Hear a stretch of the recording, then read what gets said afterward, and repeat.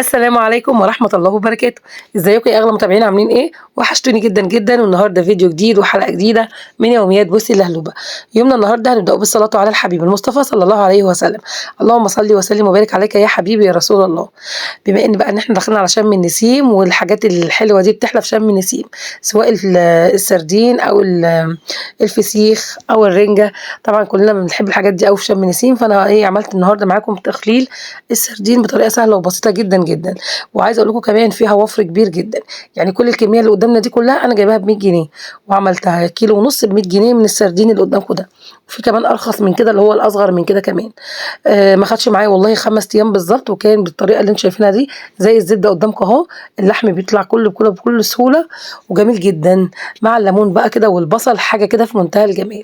يلا نشوف عملناه ازاي ونسمي الله ونقول بسم الله. انا معايا هنا كيلو ونص من السردين.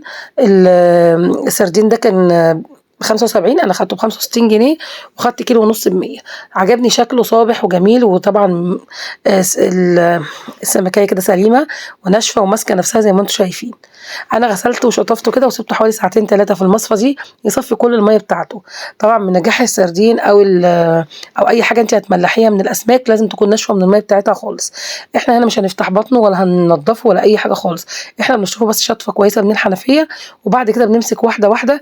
بما ان بقى لسه مسكت الجوانت كده لقيته متعاص ميه، فانا همسح بقى بفوطه نظيفه او بمنديل مطبخ. هنمسك كده سمكيه سمكيه نمسحها كويس وننشفها من الميه خالص. لما بتكون في ميه ممكن يعمل عفونه، ممكن يعمل دود زي ما انتم شايفين في ميه اهو. فانا هنشفه خالص من الميه اللي فيه دي خالص، عشان طبعا بتبقى ريحته كويسه بعد كده بعد ما يستوي ان شاء الله، ما يكونش ليه ريحه وحشه ولا حاجه. هنشفه كده كويس، وبعد ما اخلصه هوريه لكم باذن الله.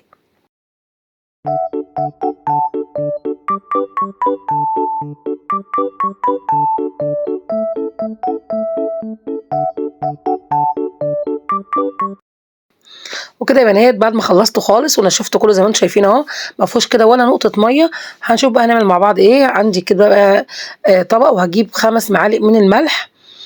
1 2 3 4، يعني الكيلو ليه 3 معالق، الكيلو بيكون ليه 3 معالق ملح، فانا جايبه كيلو ونص، فانا هحط لهم حوالي 4 معالق ونص او 5 معالق. فطبعا هيفيد مني حوالي معلقه مش اشكال. فانا الكيلو بياخد معاكي من معلقتين ل3 معالق ملح، وبياخد معاكي على الكيلو معلقتين شطه. فانا هنا هعمل كيلو ونص، انا حطيت 3 معالق شطه لكل نص كيلو معلقه من الشطه. وبعدين برضو الشطه بترجع لك انت، يعني انت مش عايزاه حراق قوي ممكن تحطي على الكيلو معلقه شطه واحده. انا حاطه هنا على الكيلو معلقتين شطه، وحطيت معلقه من الكركم كبيره، معلقه كركم كبيره، وقلبت كده الملح مع الكركم مع الشطه. وبعد كده هجيب كيس، لازم يكون كيس نظيف ابيض وما يكونش فيه خرام ولا اي حاجه، عشان الميه بتاعته ما تنزلش من الاكياس. هو كيس واحد كفايه. وانا هقلب كده واحط شويه ملح في القاع بتاع الكيس، واحطهم جوه علبه او برطمان او اي حاجه بس. وسمكيه كده عكس سمكيه، وهبدا كده انسقهم علشان خاطر يترصوا رصه حلوه مع بعض زي ما انتم شايفين. وهو بعد كده هينزل ميته وهيستوي منه فيه من الميه بتاعته. كل طبق بحط طبقه من الملح، وبحط طبقه من السمك السردين اللي انتم شايفين كده. والله السمك ده ما خد بالظبط 5 ايام وكان زي الزبده. انت بقى براحتك، عايزه تلحقي بقى بسرعه الحقي كده واعمليه ان شاء الله علشان من النسيم تفتحي عليه ويكون زي الفل معاكي. الحجم الاصغر من كده بتفتحي عليه بعد 3 ايام.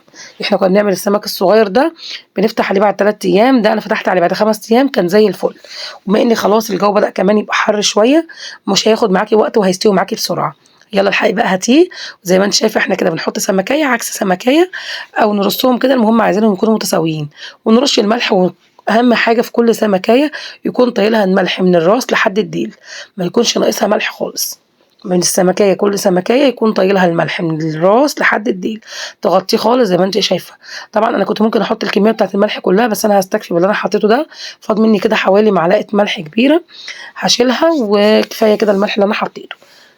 لو انت عايزاه مملح اكتر من كده زودي، حطي الملح كله، مش هيأثر عليه في اي حاجه. بس انا ما بحبش الحاجه مملحه قوي، فانا استكفيت بالملح اللي انا حطيته. وهحط هنا برده الزيت زي ما انت عايزه، معاكي من نص كوبايه على الكيلو ونص لحد كوبايه. انا هحط هنا حوالي نص كوبايه زيت او بق زيت صغير، يعني مش تفرق، بق زيت صغير كده علشان ما بحبش برده الزيت كتير. حوالي كده حطيت نص كوبايه زيت على الكيلو ونص. هربط بقى عليه كويس. الملح حبه الزيت دول بيخليه بعد كده يبقى فيه لمعه حلوه لما تيجي تفتحي عليه. هطلع الهواء منه خالص، مش عايزه يبقى فيه اي هواء خالص. هطلع الهوا وهلفه كده كويس عشان اتاكد ان الهوا كله طلع بره. زي ما انتم شايفين طبعا اللون بدأ يبقى شكله حلو قوي جوه الكيس، وهقفل عليه. انا هسيبه كده في قلب العلبة، وكل يوم هقلب الكيس على الناحية التانية لانه بينزل ميته، وهيبقى فيه مية من تحت، فالوش اللي على الوش ده مش هيبقى فيه مية. انا كل يوم هشيل الغطا وهقلب الكيس من جوه زي ما انتم شايفين كده. هشيل العلبة كده واروح قلبها على الناحية التانية. كل يوم هشيل الكيس واقلبه لمدة 5 ايام، وتقدري تفتحي عليه 5 ايام، اسبوع، زي ما انت عايزة. انا بقى هفتح عليه دلوقتي معاكم وهنشوف شكله بقى عامل ازاي. انا طبعا ما استنيتش عليه، انا بموت فيه. انا طبعا بقول لكم ممكن يقعد 3 ايام لحد 5 ايام. انا قعدته 5 ايام بالظبط وما استنيتش عليه لان كنت عايزه اكل منه بجد. ريحته كده كل ما ادخل المطبخ بتجنني. فتحت عليه زي ما انتم شايفين، زي ما قلت لكم كده هو بينزل ميته وبيستوي منه فيه في الميه بتاعته. نفتح بقى ونشوف الجمال، مش قادره اقول لكم على الجمال. وعايزه اقول لكم ان اصلا قربت اخلصه قبل شم النسيم، يعني خلاص قرب يخلص من كتر الجمال اللي فيه. بجد والله طعمه تحفة جدا. طبعا من عارفين بقى دلوقتي البوري ب200 و250. محدش دلوقتي مقدرته بقى يجيب البوري ويعمل الفسيخ. هاتي السردين ده واعمليه بالظبط، والله بالظبط كأنك بتاكلي الفسيخ، طعمه تحفة. بصوا كل الكمية دي كلها ب100 جنيه. شوفي بقى لو هتشتريها من بره هتشتريها بكام. طبعا ان انتوا عارفين بقى الاسعار دلوقتي عاليه جدا. اسعار الملوحه والسردين والرنجه وكل حاجه بقت سعرها عالي جدا. هتعمليه في البيت حاجه نظيفه. انا طبعا بوريه لكم دلوقتي، لكن انا مش بفتحه كده خالص. انا بفتح الواحده بشطفها الاول تحت الحنفيه من بره، واشيل الراس واشيل الامعاء بتاعتها والشوكه اللي في النص دي. وبعد كده بقى تلاقي اللحم بقى زي الزبده. بجد تحفه. طبعا مش عايزه الشكل الجوانتي بس عشان خاطر الميه بتاعته، فهو مدي لون احمر، منزل ميه حمرا كده جميله. وريحه الريحه بتاعته مش قادره اقول لكم قد ايه. جهزت بقى البصل الاخضر وجهزت الليمون واديتها بقى ايه، مش قادره اقول لكم. حاجه سهله وبسيطه، وان شاء الله تجربوها وتعجبكم. والله لو انت عملتيه دلوقتي قومي بقى الصبح كده تشجعي وهاتي. لو انت عملتيه دلوقتي قبل شم النسيم باذن الله تبقي فاتحه عليه.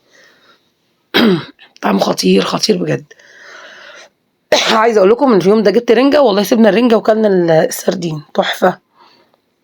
بتشيل الراس وبعد كده بتشيل الامعاء بتاعته، وهي الشوكه اللي في النص بس بتتشال، وتشطفيه بس من بره، وتعصري بقى عليه الليمون، وتحطي عليه بقى شويه زيت، تحطي عليه حبه اللي انت عايزاه، حبه خل صغيرين، بيبقى تحفه.